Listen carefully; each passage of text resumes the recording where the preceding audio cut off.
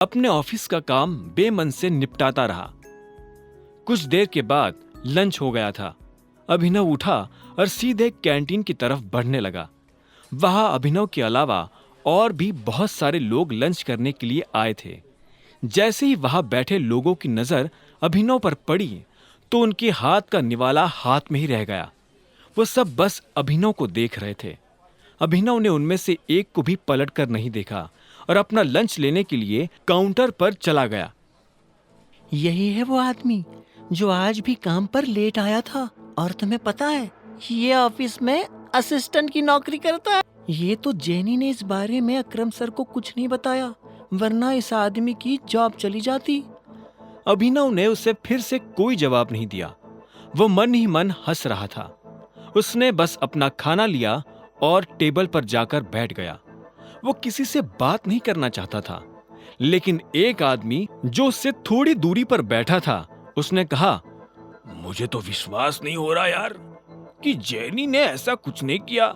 जब मैं 2 minute late हुआ था तो जेनी ने मुझे सीधा फायर करने की धमकी दी थी, लेकिन ये आदमी पूरे 2 घंटे लेट आया और जेनी ने इसे कुछ नहीं कहा। हो सकता है कि इसके मैनेजर को इस बारे में अभी तक कुछ पता नहीं चला है, लेकिन ये बात मैनेजर से ज्यादा टाइम तक छुपी नहीं रहने वाली है। आज नहीं तो कल वो इस लड़के के खिलाफ एक्शन जरूर लेगा, एक दूसरे लड़के ने कहा। तभी अभिनव से एक लड़की ने पूछा, तुम यहाँ पर ऑफिस असिस्टेंट का काम करते हो? अभिनव इस आवाज को सुनते ही पहचान गया था कि ये किसकी आवाज है। ये उसके कॉलेज की साथी कामिनी की आवाज थी।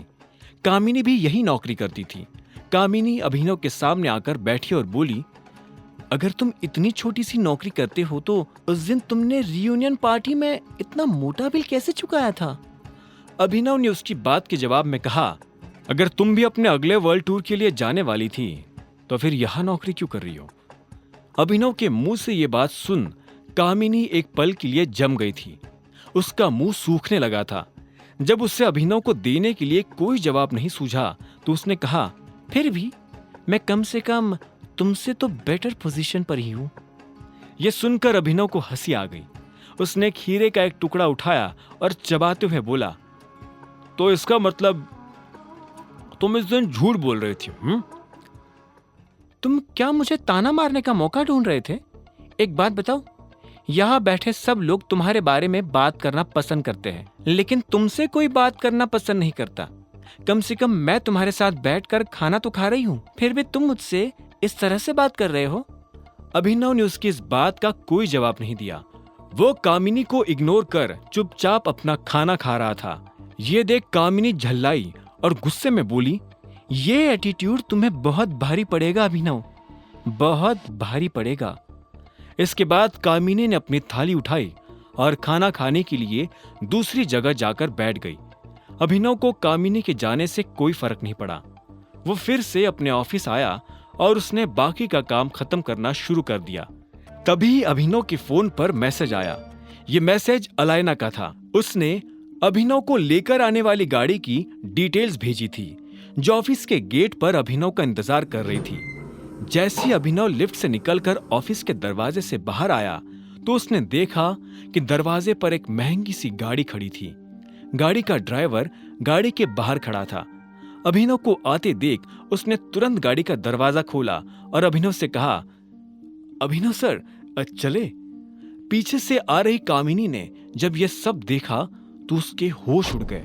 एक ड्राइवर इतनी महंगी सी गाड़ी का दरवाजा खोलकर खड़ा था, वो भी अभिनव के लिए। ये बात कामिनी को हजम नहीं हो रही थी। उसे अभिनव पर शक होने लगा था।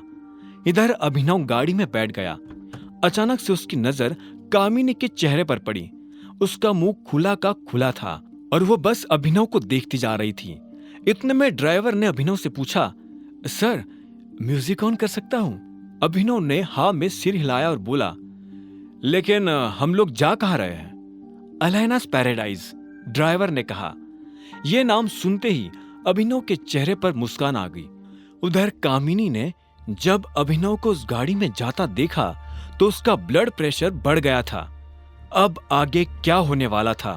दोस्तों, आगे का एपिसोड आएगा और 2 दिन के बाद, और पूरी कहानी अभी सुनने के लिए डिस्क्रिप्शन में क्लिक करके डाउनलोड करो पॉकेट FM ऐप।